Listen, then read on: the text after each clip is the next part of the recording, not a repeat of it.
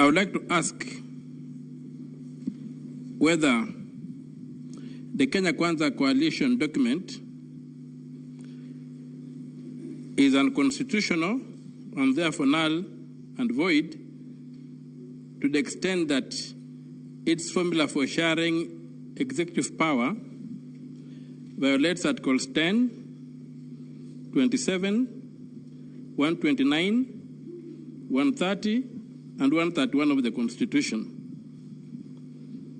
Number two,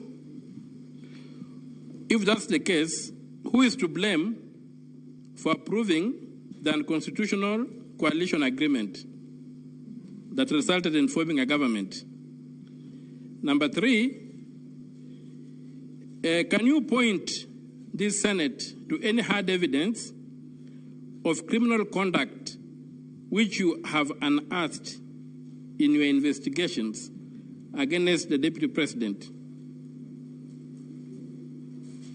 And can you distinguish whether there's a circumstance where the Deputy President, or even me as a Senator, can walk into a place and be given a gift that I don't have to declare, irrespective of the amount of the gift, because I engage officially and privately.